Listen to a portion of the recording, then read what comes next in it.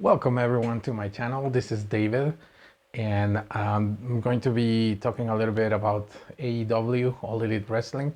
Tonight's show, Wednesday's show. Tonight it is Wednesday, March the 19th, and we had an excellent, outstanding show once again by Tony Khan and the crew. They put an excellent show, taped from Omaha, Nebraska. I believe there was a lot of travel issues going there, so I'm not really sure if everyone who was scheduled, at least internally, was available for the show. But they came out with one of the best shows of the year. It was only 5 matches, but it was loaded. Every All Elite Wrestling show feels like a pay-per-view, I swear. This is not PG. This is not for everyone. This is sophisticated things. This is the pro wrestling that we wanted to know, that we wanted to have for so many years, and we're finally getting it. So thank God that there's no more monopolies controlling pro wrestling, and now there's a little bit of everything for everyone. So we had an amazing show tonight from Omaha, Nebraska. And the show opened with the 4-way match to determine the number one contender for the International Championship, held by none other than the Best Bout Machine, Kenny Omega. So we had the people that qualified from last week was Orange Cassidy, freshly squeezed, Speedball Mike Bailey, Mark Davis being accompanied to the ring with Don Callis, and also we had this fourth participant, that is Ricochet, fresh out of the feud that he had with Swerve Strickland. So we had these 4 competitors. They are all very talented at what they do and very talented at what they bring to the table. Ricochet, we already know him. He's been doing this for years. He was a master in the indies. I think he did pretty good in WWE, but now that he has the chance to be himself, he's just been outstanding with it. And he managed to get a match against Kenny Omega now. And we also have the newest member of the All Elite family, which is Speedball Mike Bailey from Canada. He put on an excellent job today. He made moves that I hadn't seen that look very painful. Every time that he lands on his knees on top of someone, that looks very painful, and I don't know how they cannot feel pain from that. Then we have Orange Cassidy, which is the most decorated international champion of all time, twice, but he held it for such a long time, and he made that title. And also we have Mark Davis, which is basically coming out from an injury a few months ago. And it was an injury that kept him out of the spotlight, and now he's getting the chance to bring to the table what he is without being part of a tag team, at least for now. He's such an interesting wrestler. I believe this wrestler, Mark Davis, is going to get so far, because he brings something that reminds us of people like Bam Bam Bigelow. And it even reminded me of the Big Show, Paul White, a lot, because he's a giant, not as large as Paul White is, but he is huge. The guy is huge. He has a lot of things to do. He looked like a beast. He was the MVP of this match. He definitely was the MVP of this match. It was a really competitive match. Everyone had their spots there, and at the end we had 2 winners, basically to make a triple threat for Dynasty. And it was Speedball Mike Bailey, who hit a power bomb on Mark Davis, and also Ricochet, who took advantage of that and made a cover on top of Mark Davis also, which referee Bryce Rensburg didn't see it, that he had his feet on the rope. But still, you know how it is. I'm not gonna explain what's obvious about this. It was an excellent match, great, a lot of fun, a lot of spots, and anyone could have won this. And I think it was the right decision to have them both win. Then we had the next match of the night. The next match of the night was um, Mercedes Moné and Billy Starks. Billy Starks coming from Ring of Honor. She also actually comes from the Indies and then went to Ring of Honor. And she has been a very important part, the same way as Mariah May and Tony Storm have been in a storyline that was over a year long. That's the case also with Billy Starks and Athena. If you have never watched Ring of Honor or any of the specials, then you're missing on it. They both have had this rivalry kind of friendship, which has been outstanding, and that's what's keeping Ring of Honor very interesting. And everyone knows that she is the minion of Athena. Athena, the fallen goddess. She is the longest reigning and longest world champion in Ring of Honor history. Something similar like that. And I think it has been great, and they're just preparing everything for her to come to AEW, come back, because she was already in AEW, but she was needed in Ring of Honor, and she has been carrying that company on her back along with Billy Starks. And I think this is the right opportunity for the dream match that we all want: Mercedes Moné versus Athena, the fallen goddess. So we'll see where that goes. But in the meantime, we had this match that was has been being prepared since before Revolution. I think Billy Starks, she has the same case as many other wrestlers, like Sammy Guevara, for example, that they took pictures with their heroes when they were younger, and now when they are a lot older, they get to wrestle them. So I can only imagine how excited she was. Billy Starks was like 9 years old probably when she took that picture with Mercedes Moné when she was back in WWE. She was known as Sasha Banks, as everyone knows. And that was basically a dream for her to do it, and she did it amazing. She did some spots, some swanton bombs that were out of this world.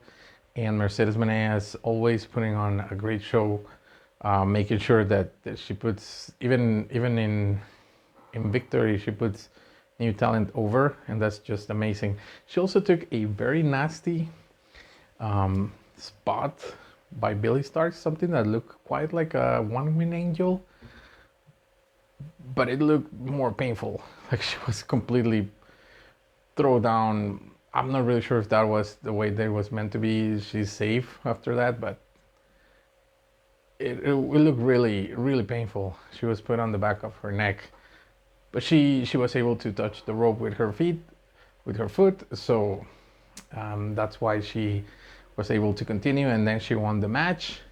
Later on the show, she had a promo saying that she is not sure who is mentoring or who is teaching Billy Starks, but she failed. So we already know they're planting the seeds for this rivalry that we'll see how it goes. It may happen in All In. It may start before. Now we already know that sometimes AEW, they like a lot of trilogies. We just had a new rubber match announced tonight, which was Julia Hart from the Hounds of Hell and Queen Aminata, number 3. So that's a trilogy that there's also going on the mid card. But we know that this feud between Mercedes Moné and Athena is about to start at any time. So be ready for that. Now the third match of the night, this had to be the match of the night, and it's just amazing how they do it. You know, a few weeks ago everyone was so upset at Moxley and Cope, but they put on such a good match tonight. It was a street fight, something that we know that sometimes it's like a resource for people like Cope, or maybe people like Jericho. At some point they have to do this kind of hardcore matches, but come on, Edge, Cope, he has been jumping up from ladders into tables for years, so many years. He pretty much was part of the Attitude Era, and he's able to do all of this, and he had something pending with Mox because the finish on the in Revolution was not the finish that they wanted one-on-one, and they had this crazy match tonight. You know, all of the usual spots around the arena, hitting each other with trash cans, breaking tables, using chairs. There were interferences by people, like by the Death Riders. Even the Patriarchy was there. Christian Cage wasn't there, but they interfered, and Marina Shafir interfered, and Willow came to the aid. FTR came to the aid. So it was a crazy, crazy match with a lot of people that have been part of this Death Riders plot for so many months. And this match had one of the craziest spots that maybe we have ever seen on TV. It was a moment when Cope went under the ring. He took out his body spike, that you know it's like a giant 2x4 with nails on it. I don't know how long, 9 inches, 9-inch nails. I'm not sure. But he took that thing that looks like a giant brush. It's basically, just by seeing it, it looks threatening. But what he did is that he took a couple of swings on Moxley, and Moxley took it like a champ. He took one at the front, on the belly. He took another one on the back. And then this happened. Cope took Spike, put it on the mat, and he backdropped Moxley into it. Moxley's a heavy guy. So Moxley fell right into it. And it looks so painful. It was like falling on top of a bed of nails, which we have seen Kenny Omega do that and got some blood and guts. But in this case, it was more painful because I don't know how deep that got into Jon Moxley's flesh. But it got stuck on his back. I don't know if that was supposed to happen that way. It got stuck on his back. Something was stuck there and something was ripping flesh. And he couldn't get it. He was stuck on his back. He was like trying to take it off. He couldn't do it. The referee couldn't do it. Then Wheeler Yuta came in, and he's beside knee Cope, and he tried to take it off, but they couldn't do it. Like it was 3 guys trying to take that out of Jon Moxley's flesh, and it was gruesome. Taz commentary was like, "Oh, I'm gonna throw up," and I was under the impression that when they were gonna take that, like streams of blood will be coming out, like an anime cartoon, like a Japanese cartoon. It was gonna look like a fountain of blood, something we've never seen before. Luckily, it didn't happen that way, but it looked painful as hell. But Moxley, he's the champion. He's the trooper. He took that thing. He took that whole thing like a real warrior, because he is a real warrior. He is. Let's stop with all of the criticism. Moxley's AEW. Come on. It's part of it. It's important. It's essential to it. It's essential to AEW. So let's go ahead, give an applause to Moxley, to Cope. They did something that they could have done at Revolution. But maybe that just brought us to this moment. And it was an amazing match. Jon Moxley won this match, so he retained the title. And Cope has now gone back to the back of the line. And we'll see what happens with Cope. And he was very sad. FTR was there. Willow was there. Willow looked amazing. My God, how does Willow look? Willow just looked beautiful tonight. And FTR was there, but there was something weird happening at the end of this, because Cope, he was very sad and he wanted to get up, but Dax Harwood wouldn't help him, and he didn't want to shake his hand.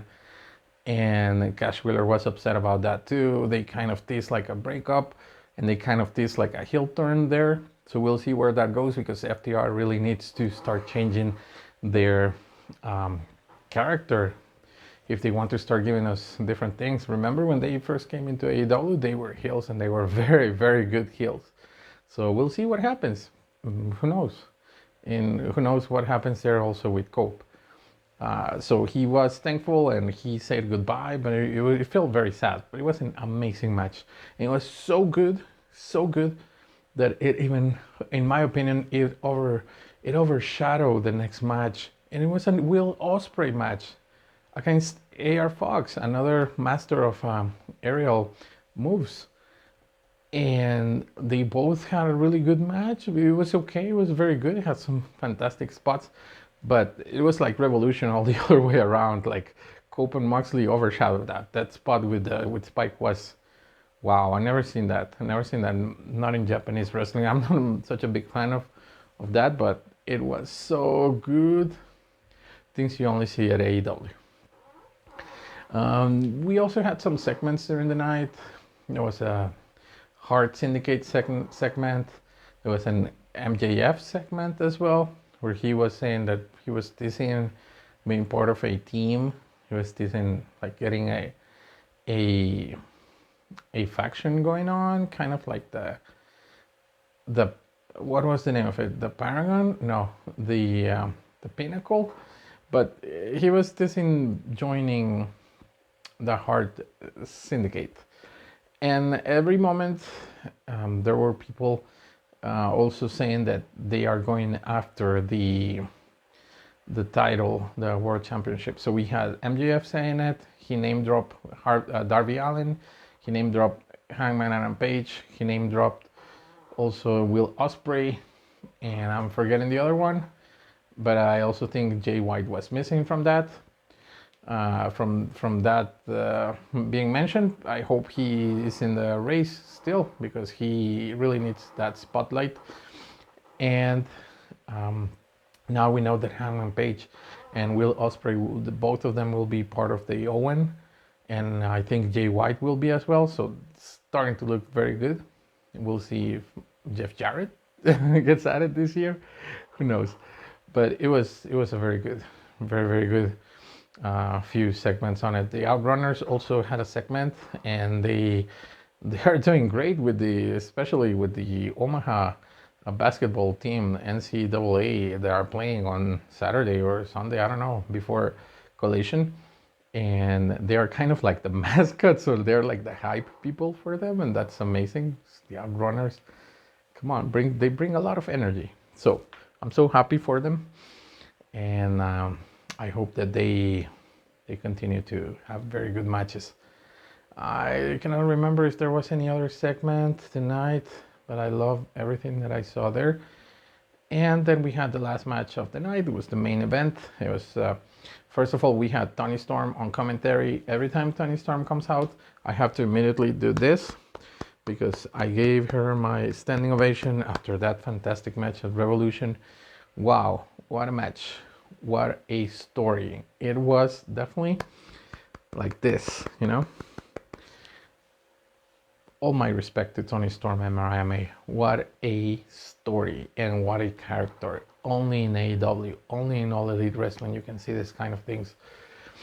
So she was on commentary, and this was a match between two of the strongest, biggest women in AEW.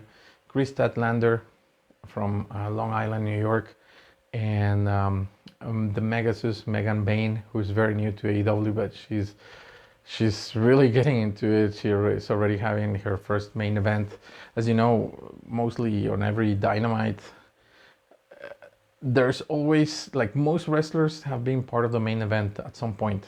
Like anyone you can think of, most of them have been part of the main event. And it was tonight, the night for Chris Statlander to be the main event, along with Megan Bain, and they both put on a show. They both are very strong. They both very skilled, and what they did there, the suplexes, the grabs, everything there, it was so good. and they look very similar, even in their style. It was like like I don't know, like watching like Spy versus Spy. You have the white one and you have the other one with the color, so they look very similar, like watching in a mirror. They both very strong, and they both had an excellent show. And at the end, Megan Bain won this by doing what is it called, the flight's descent. It's like an F5, and she won the match. She defeated Chris Statlander. Now I want to say Chris Statlander, she is the future women's champion. I'm sure of that. If someone is going to take the title away from Toni Storm, it's going to be Chris Statlander. She is going to be the one. And I think she looked great tonight as well.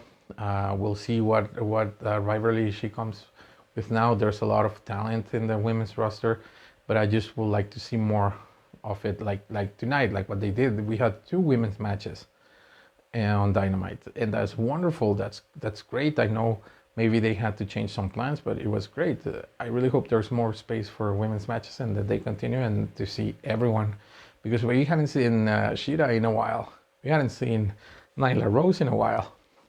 We hadn't seen Britt Baker in a while. You know, we hadn't seen Ty Mello, who already had a match in Japan. We hadn't seen Anna Jay, but we are getting these heavyweights, and we're getting this over the top characters like Toni Storm there, Mercedes Moné. So it's just amazing. It was an excellent night for AEW. And they announced some matches for Collision, but I cannot really think about any of them top of my head. I know the Titanes del Aire, that's Commander and Hologram, are going to have a match with LFI, and we'll see if Rush returns, because he got suspended after beating the crap out of a referee. And with that, I mean, Realistic was very good too. One of the best. Mortos as well. And we also have, well, on Saturday, I believe we have Daniel Garcia versus Adam Cole for the TNT Championship. I really wish that someday we can see that. If it doesn't get completed this time, like if it doesn't have a clear finish, a good clean finish, maybe someday we can see a ladder match. That will be wonderful between those two. And I cannot remember what else. Next week on Dynamite, what did they announce? Next week on Dynamite, I really cannot remember. I'll make a video probably on Saturday or Sunday about that, to review Collision and to see what's next. And I just want to say that AEW is on fire. Don't pay attention to people who tell you it's not. You know it is. If you like this thing, keep on watching it, man. I've never been bored with AEW. I've never been watching it since the first day. Never been bored. It's what I wanted. And I'm glad. I'm so glad that we're finally getting what we want. And let's go. Long live AEW. Keep on doing this. Keep on delivering the shows that we want. This is, what's the term that I like to call it? Gourmet pro wrestling. Like, this is the best of the best. So thank you, everyone, and I hope that you enjoyed this video. I tried to do it quickly, but I think I took way too long. Now subscribe to the channel, please. It's a new channel, but I want to keep on doing this. I also don't want to only make videos about wrestling, but I want to make videos about music, and I want to make videos about other things. So subscribe. Maybe these topics are interesting to you. And also leave a comment here. Just leave any comment. Share if you like the video. And see you guys around. And keep enjoying your all elite things. Bye bye.